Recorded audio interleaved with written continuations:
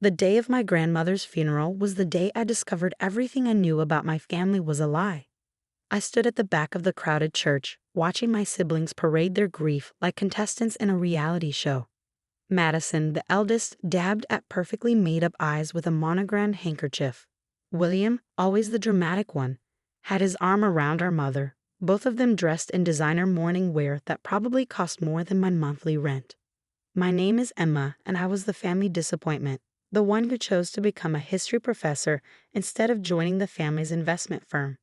The one who preferred dusty archives to shareholder meetings. The one who spent every Sunday afternoon having tea with Grandma Eleanor while the rest of the family networked at country club brunches. At least try to look appropriately sad. Madison hissed as she passed me. This is grandmother's funeral, not one of your library sessions. I ignored her, my hand instinctively touching the old key in my pocket. Grandma had given it to me during our last tea together, just 3 weeks ago. Keep this safe, dear, she'd said, her blue eyes sharp despite her failing health. When the time comes, you'll know what to do with it. I hadn't understood then, but Grandma Eleanor never did anything without a reason. The service was exactly what you'd expect for the matriarch of the Wellington family. Elaborate floral arrangements, string quartet, eulogies that spoke more about the family's success than the woman herself. I sat through it all, remembering instead our quiet conversations over Earl Grey tea, her stories about the family's history, the way her eyes would twinkle when she said, "There's always more to the story, Emma. You just have to know where to look." After the service, the family gathered at Thornfield Manor, the Wellington estate that had been in our family for generations. While everyone else headed to the main house for the reception, I slipped away to Grandma's private study in the east wing. The room was exactly as she'd left it, walls lined with leather-bound books, her antique desk positioned to catch the afternoon light, and the old grandfather clock that never quite kept the right time. Everything preserved like a museum exhibit. My siblings had always dismissed this room as Grandma's elderly eccentricity. They never understood why she spent so much time here, preferring it to the mansion's more luxurious spaces. Such a waste, William had once said. All these dusty old books when she could be enjoying the conservatory. But I knew better. This room was Grandma's sanctuary, where she kept her most treasured possessions. And now I had a key that clearly belonged to something in here. I started with her desk, trying each drawer, but the key didn't fit. The cabinets along the walls? No. The antique writing box? Still no. I was about to give up when my eyes fell on the grandfather clock. It had always been peculiar, ornate but somehow off, like a beautiful painting hanging slightly crooked. Grandma insisted on keeping it even though it never showed the correct time. I approached it carefully, examining its carved surface. There, hidden behind one of the decorative scrolls, was a keyhole. My heart pounding, I inserted the key. It fit perfectly. The clock's face swung open like a door, revealing a hidden compartment. Inside was a single envelope, yellowed with age, addressed in Grandma's elegant handwriting, to be opened upon my death, for Emma's eyes only. "What are you doing in here?" I spun around to find Madison standing in the doorway, her perfect makeup now slightly smeared from performative tears. "The reception is in the main house," she said, her eyes narrowing as she spotted the envelope in my hands. "What's that?" I quickly tucked the envelope into my jacket. Nothing important. Just some old papers Grandma wanted me to have. Madison's eyes glittered with sudden interest. "Papers? What kind of papers?" Like I said, nothing important. Just some research materials. She stepped into the room, her heels clicking on the hardwood floor.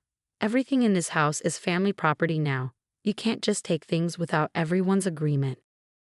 "Actually," I said, standing my ground, Grandma gave me specific instructions about her study. Madison's laugh was cold. "Of course she did. She always did have a soft spot for you, though God knows why. Playing tea party with her every weekend while the rest of us were building actual careers. I thought of all the Sunday afternoons I'd spent in this room, listening to Grandma's stories while Madison and William chased money and status. Who really knew Grandma Eleanor better? "The reception's starting," I said, moving toward the door. "We should join the others." Madison grabbed my arm as I passed. "Whatever you found, it belongs to all of us. Don't think you can hide it." I pulled away from her grip. "Some things, Madison, aren't about money." I left her standing in the study, her face flushed with anger and suspicion. Making my way through the mansion's corridors, I could hear the murmur of voices from the main hall. Lawyers, family members, business associates, all gathering to discuss the distribution of Grandma Eleanor's estate. Finding a quiet corner in the mansion's library, I finally opened the envelope. Inside was a letter, written in Grandma's distinctive hand, and a small USB drive. "My dearest Emma," the letter began, "if you're reading this, then I'm gone, and you've solved my first puzzle. There was never any doubt in my mind that you would. You always did understand that the most valuable things in life aren't always on display." I continued reading, my hands beginning to shake as the truth unfolded on the pages before me. The Wellington family fortune, it turned out, wasn't quite what everyone believed. The investment firm that bore our name, the source of the family's pride and prestige, was built on a foundation of carefully constructed lies. Your grandfather, Grandma wrote, wasn't the financial genius everyone thinks he was. The true architect of the Wellington Empire was my father, Thomas Blackwood.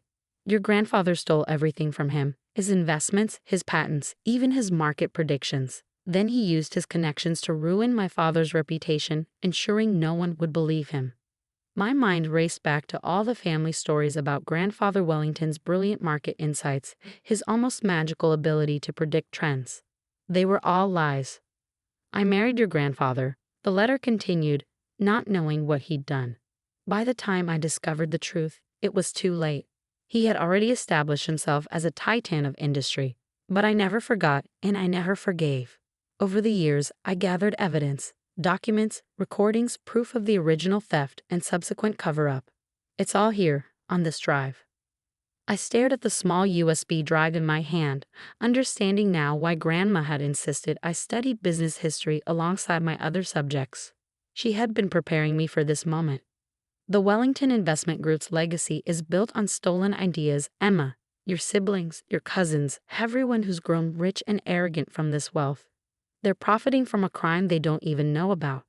But now you know the truth, and with it comes a choice. A choice. I could almost hear Grandma's voice, calm and clear, laying out my options. You can reveal everything, return the company to its rightful owners, the remaining Blackwood heirs. Or you can keep the secret, let the lies continue. The evidence is yours now.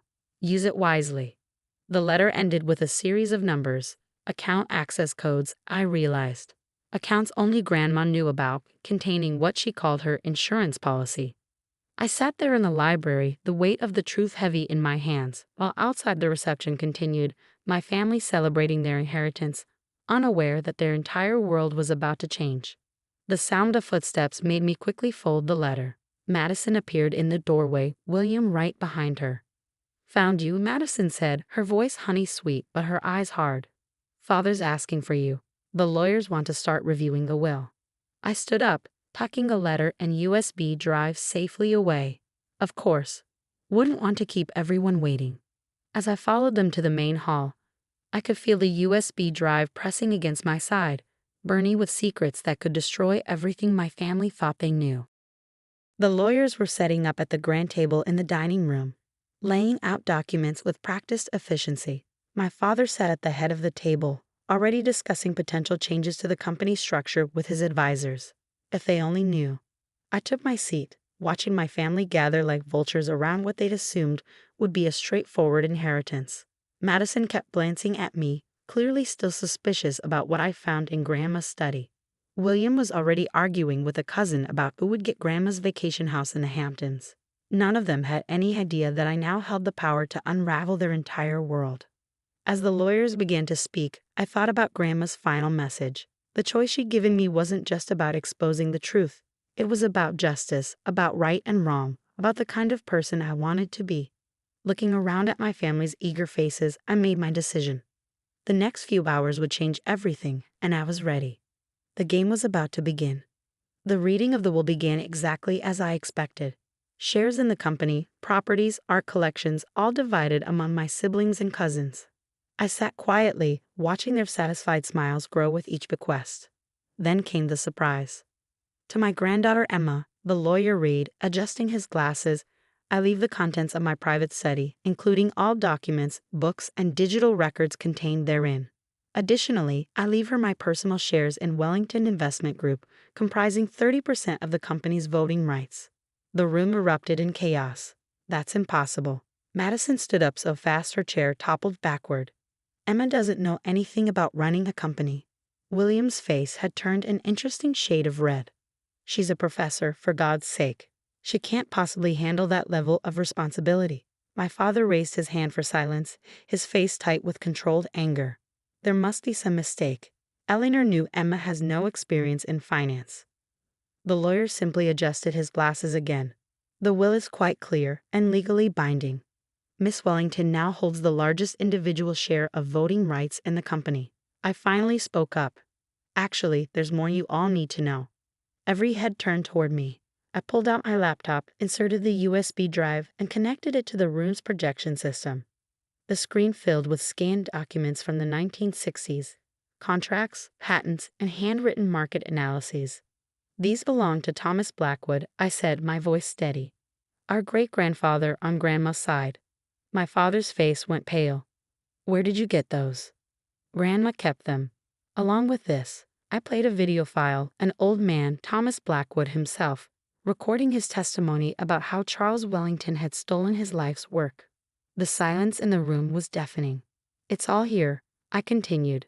Proof that grandfather stole everything that built this company. The investments, the patents, even his famous market prediction system. It was all created by Thomas Blackwood. Madison laughed, but it sounded hollow. This is ridiculous. You're making this up because you're jealous of our success. Am I? I pulled out my phone. Should I call the Wall Street Journal? I'm sure they'd be interested in how the great Wellington fortune was actually built on theft and fraud. You wouldn't dare, William hissed. You destroy the family. I met his eyes. No, William, grandfather did that when he stole another man's life work. We've just been living in the aftermath. My father stood up slowly, his face ashen. What do you want, Emma? It was the first time in years he asked my opinion about anything. I want changes, I said. Major ones. Over the next 2 hours, I laid out my terms. The company would establish a foundation in Thomas Blackwood's name, dedicated to supporting innovative financial research. A significant portion of our profits would go to scholarships for underprivileged students interested in business and economics. And, I added, watching my siblings squirm, the company's internal culture needs to change. No more promoting people based on family connections. No more looking down on employees who didn't come from money. You'll ruin us, Madison protested weakly. No, I corrected her, I'll make us better. More ethical. More like what Grandma wanted us to be. My father had been silent for a long time, staring at the documents on screen. Finally he spoke. Eleanor knew about this all along. Yes. She spent years gathering evidence, waiting for the right time, the right person to reveal it to. And she chose you. He didn't say it like an accusation, but like he was finally understanding something. She chose me because I was the only one who cared about more than money, I said quietly. The only one who spent time with her, listening to her stories, learning about our real family history. William leaned forward. If this gets out, our reputation will survive, I cut him off. If we make these changes voluntarily, we can control the narrative. We can be the generation that corrected a historical wrong. Or, I gestured at my laptop, I can let the media tell the story their way. The negotiations lasted well into the night. Lawyers were called, documents were drafted, and promises were made. By morning, I had legally binding agreements for everything I demanded. 1 week later, the Wellington Investment Group announced its new charitable foundation. The business press praised our commitment to ethical investing and educational initiatives. Our stock actually went up. Madison and William took longer to accept the new reality, but eventually they had to acknowledge that my wasteful interest in history had saved the family from public scandal. 6 months after the funeral, I sat in Grandma's study, my study now, looking through her old photographs. I found one of her with her father, Thomas Blackwood, both of them smiling at the camera. You planned this all along, didn't you? I said to her picture. Waited until you found someone who would use the truth to make things better, not just for revenge. The grandfather clock, still keeping its own peculiar time, chimed in response. A knock at the door interrupted my thoughts. It was my father. The board meeting's about to start, he said. We're discussing the first round of scholarship recipients. I smiled, gathering my papers. How many applications did we get? Over 1,000, he paused. You know, your grandmother once told me I was foolish to discourage your interest in history. She said understanding the past was crucial to building a better future. I didn't understand what she meant until now. As we walked to the meeting, I thought about how much had changed. The company was thriving, but differently now, success measured not just in profits, but in lives improved and opportunities created.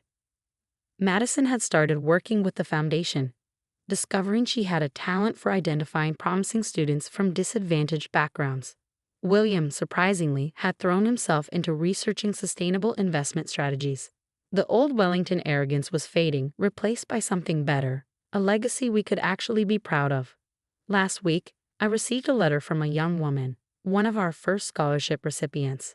"You've changed my life," she wrote. "Someday, I hope I can do the same for someone else."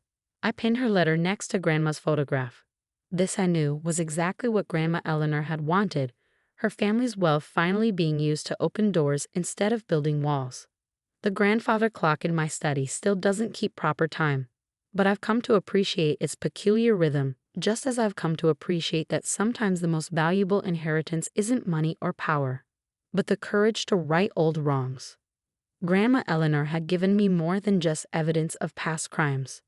She'd given me the chance to reshape our family's future, and as I sit in board meetings, watching my family learn to measure success in more than just dollars, I know she'd be proud.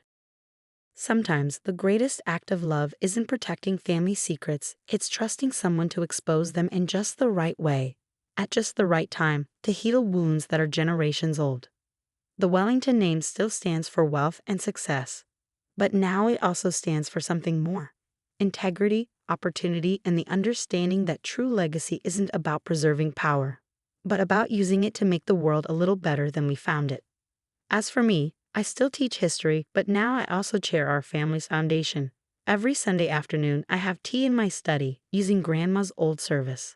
And sometimes, when the light hits just right and the grandfather clock chimes its odd rhythm, I could swear I see her smiling, knowing her final gift to the family wasn't the truth about our past, but the chance to build a better future. The grandfather clock might not keep perfect time, but it did something more important. It helped time move forward in exactly the way it needed to, revealing its secrets at precisely the right moment to change everything. And in the end, isn't that what time is really for?